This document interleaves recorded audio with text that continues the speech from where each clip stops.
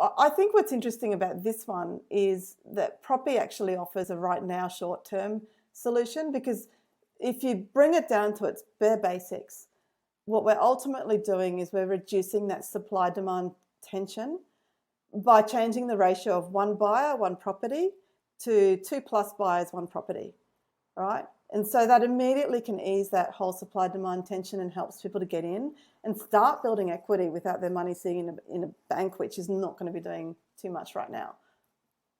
And then there's also people who just don't want to borrow to the max, and they see the opportunity to increase their purchase power with a sibling. So, for example, if they buy with a sibling and they live in it together, they can live in a 3-bedroom instead of a 1-bedroom.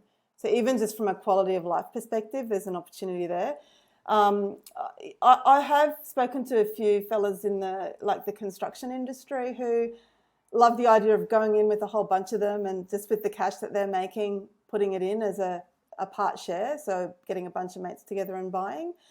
And I've also heard some interest around the benefits of diversifying within property. So property is so expensive. It's like whatever you've got and whatever you can do in terms of the debt that you can manage that at that time, you'll generally put it into the one property, and then you'll need to sit probably for a couple of years before you can make your next move, right? What this enables you to do is to almost cherry pick a couple of different areas and say, well, I just want to put a couple of $100,000 over here because that suburb's growing. And then you're not sort of sitting on that and watching these other areas grow and have FOMO all over again. You've got the opportunity to then put a couple more $100,000 over here. So you can diversify within property, regardless of even all the other investment options as well. So I think that's pretty interesting too, because I have to admit I do get a bit of FOMO. You know, you've bought something and then you think, oh, I wish I could also now just buy here.